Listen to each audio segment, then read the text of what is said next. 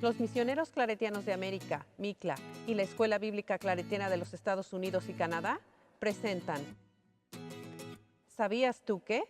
Mi nombre es Gerardo Rodríguez Garibay, soy originario de México. Actualmente estoy trabajando en la provincia Perú-Bolivia, coordinando la pastoral y animación bíblica de mi provincia. El tema de hoy es Pablo y la glosolalia, o hablar en lenguas, en Corinto. La comunidad de Corinto tiene varios problemas sociales y Pablo quiere enfrentarlos buscando soluciones adecuadas.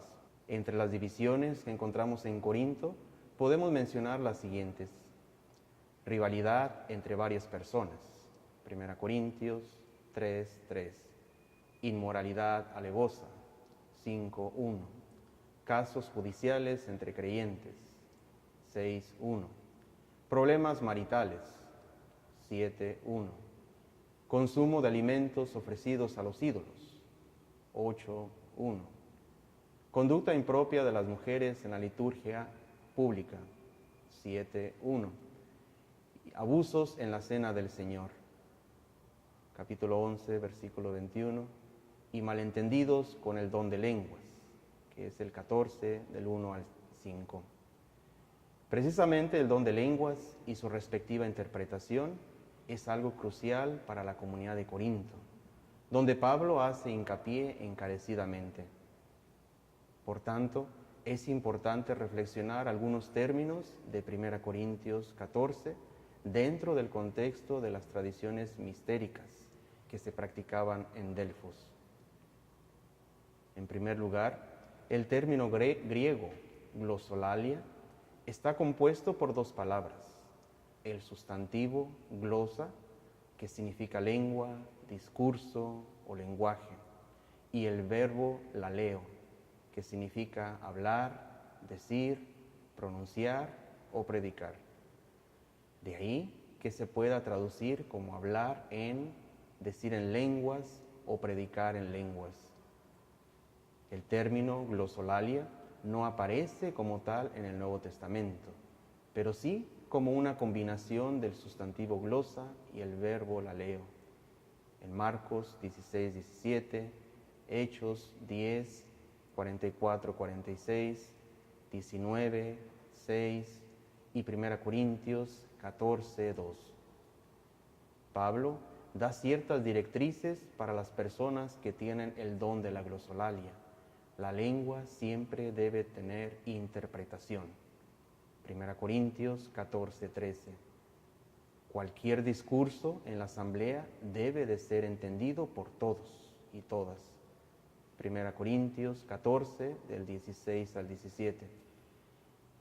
Una persona puede hablar en lenguas, pero una a la vez y no más de 3 personas.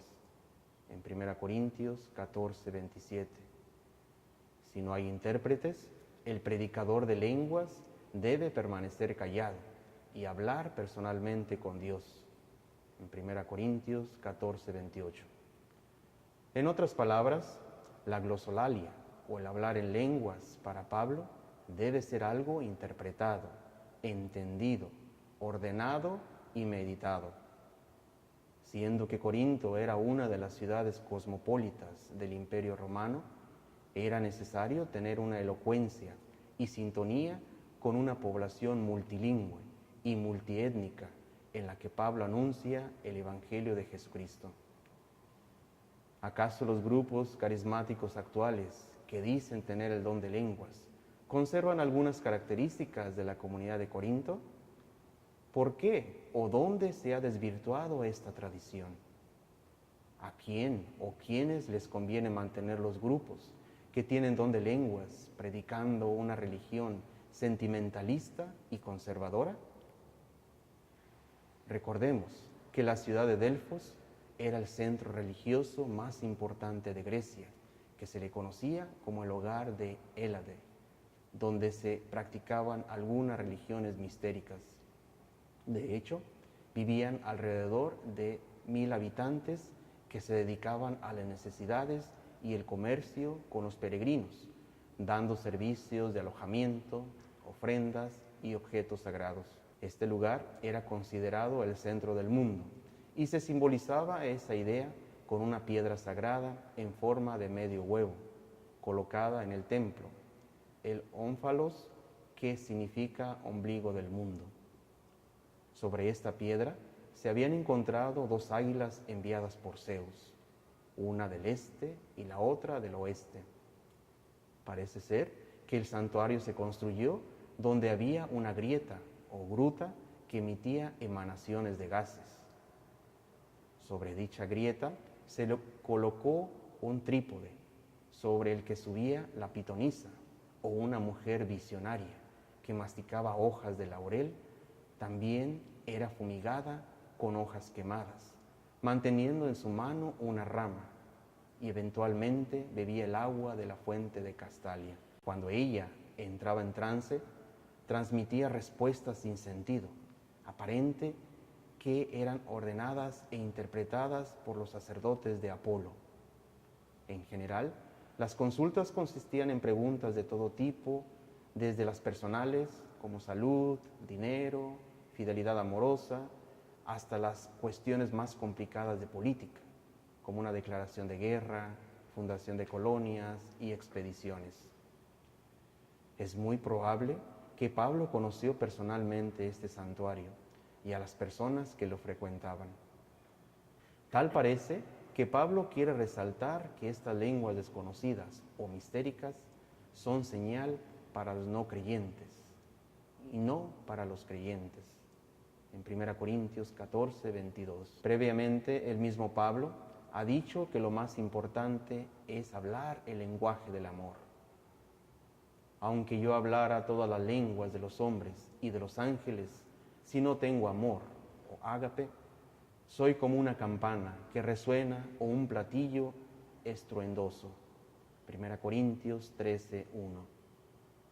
El amor es el parámetro oficial para sobrepasar el don de profecía, conocer todos los misterios, rebasar las ciencias y repartir bienes. Es aquí donde Pablo exhorta su gran discurso inspirador. El amor o ágape es paciente, es servicial, no es envidioso, ni busca aparentar, no es orgulloso, ni actúa con bajeza. El amor nunca terminará. Las profecías serán eliminadas, el don de lenguas terminará, el conocimiento será eliminado. 1 Corintios 13, 4 y 8. En pocas palabras, el amor o ágape es mucho más importante que el don de lenguas o glosolalia, practicada en Corinto e incluso en Delfos. Existen, tanto en Perú como en Bolivia, muchos grupos carismáticos que se jactan de poseer el don de lenguas. En general, varias de estas personas son muy orgullosas y a la vez conservadoras de las doctrinas jerárquicas de la Iglesia. Incluso tienen seleccionados a sus propios sacerdotes y obispos carismáticos que los acompañan en sus jornadas espirituales.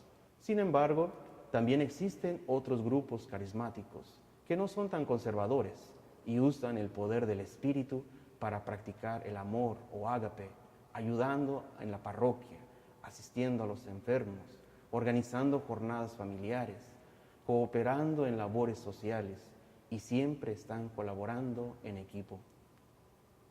¿Acaso las personas que tienen la glosolalia o don de lenguas tienen más poder que el resto de los cristianos? ¿Por qué algunos sacerdotes y obispos continúan con esta espiritualidad sentimentalista e inmadura, donde el Espíritu se revela selectivamente a unos cuantos? ¿Acaso el don de lenguas es el parámetro espiritual para comunicarse exclusivamente con Dios y olvidar el amor o ágape con el prójimo? Esperemos que la presencia del Espíritu de Jesús de Nazaret nos acompañe para seguir construyendo su alternativa del reino de Dios, pero con personas que tengan la glosolalia para poder interpretarla, entenderla, ordenarla y meditarla en nuestras vidas cotidianas, practicando el amor o ágape con el prójimo.